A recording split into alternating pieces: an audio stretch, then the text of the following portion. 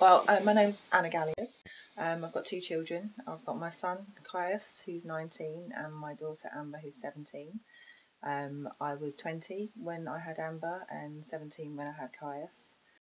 I don't recall, Amber may correct me on this, ever declaring my bisexuality. I've been aware that I'm bisexual from puberty. Always knew that I was. I remember the first time you told me. Okay, all right. So we'll hear more about that. Yes, I've always been bisexual. As far as I can remember from when the kids were sort of sexually aware, when they were going through puberty, it was a very open fact in the family that I was. Obviously, it wasn't relevant until I left their father. When I left their father, none of my relationships were shared with the children unless they became serious. So I don't know how aware they were that I had relationships with women as well as men, because nothing ever got that serious with a female partner at that point. Well, I remember the first time my mum actually told me that she was bisexual, and she may say that, she can't remember it ever being a thing until it was towards the end of her relationship with my previous stepdad. And you were sat on the sofa watching something, and I think we both commented on something about a girl or something. She turns to me and goes, "You know I'm bisexual, right?" And I look back at her just like, "Yeah, knew all about it.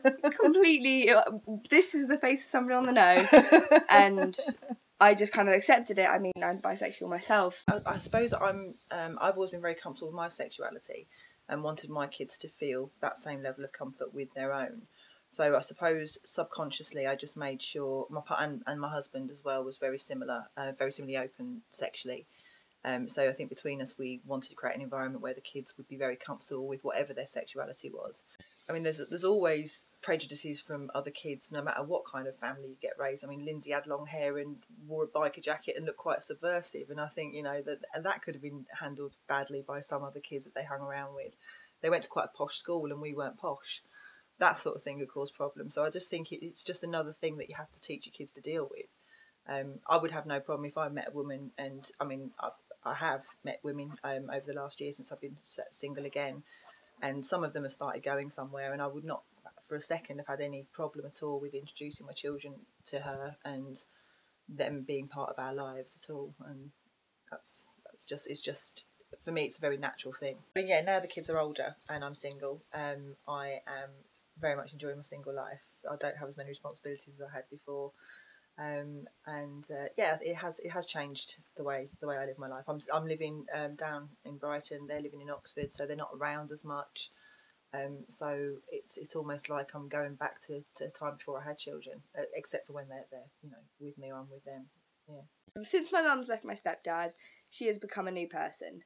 I mean, she claims it's the person that she always was, but I don't remember that person. So as far as I'm concerned, it's a new person, and it's a new person that if I met her when I was on a night out, I'd probably think she was fucking wicked. But it's been a bit of an adjustment period for you. Yeah, it's been very strange because when it was less than a year and a half ago, I had my dad and his girlfriend and my stepbrothers and sisters, and then there was my mum and my stepdad. Used to see them at weekends and be at home at the weekdays, and it was very stable, and it was very kind of, this is how family life should be kind of thing. Yeah, we had a little bit of an adjustment period when I first left. Yeah, I mean, it was difficult. It was... It was very odd. Like I said, it's like she was a new person that she's always been that I've never known. And it's very difficult meeting your mother again, if that makes sense. Because obviously my mum a year and a half ago knitted me scarves, and looking in the alcohol cupboard would leave her feeling tipsy. Do you think that's a product of you guys being grown up and her not having to think about you as much? And I think so, yeah. It was more difficult for me than it was for my brother, because my brother's 2 years older than me. And when Mum left, I was just starting my A-levels, and he was just starting his life. So he had a million things going on, and he had a lot to concentrate on, whereas I kind of still needed my mum around, and it was really difficult not having her just down the road or just a couple of buses away. It was really quite difficult. And then knowing that she was out there having her own life and being her own person made it even more difficult, because I thought, from where I was sat, I just thought, well, you should be here being my mum because you've got another at least year left of that, because I'm not even 18 yet. So I felt very much like I needed her to be more there than she was, but I was glad that wherever she was happy.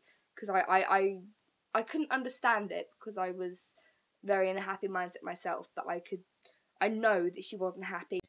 So it was just, it was definitely difficult, but We're all right now. we're okay now.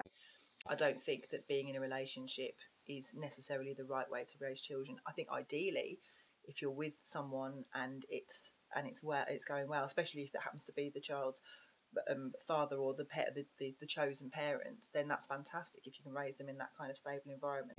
During the times when I haven't been in a solid relationship, being bisexual as in relation to the children has never been a massive consideration for me. Like I say, it was more about just a relationship, how I introduced them to a relationship. If I had a relationship with a woman that was looking like it was going to be solid and long term, then I'd have the same considerations with that relationship as I would with a relationship with a man. Is this the right person to be around my children? Are they going to be a positive example for them? Is the relationship I have with this person going to be a good thing for the kids to see? That would be my concern, not whether it was a man or a woman. I don't think my kids would have batted an eyelid if it had been a woman, to be perfectly honest. I would absolutely love to have kids, and it wouldn't matter to me who I'm raising them with, as long as they love me and I love them. I know because I've been raised separately by two parents singly. They've both been single while they've been raising me, despite boyfriends and girlfriends and people popping in and out of the picture. Both of my parents were single parents when they were raising me, and I don't think, other than it being difficult for them and money being scarcer, I do not think there's anything wrong with it.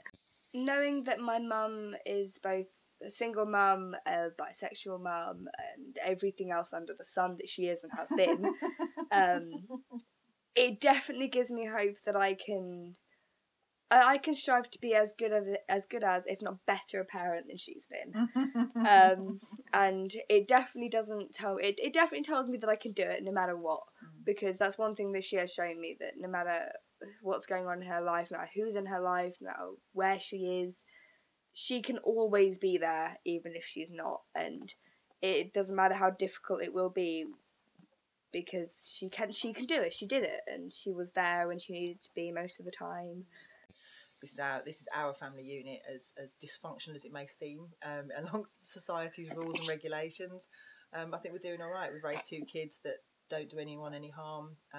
They're caring, they're loving, they're fun, they're intelligent. I think I've done all right. So it's not really bothered me how other people have viewed the way I've raised them.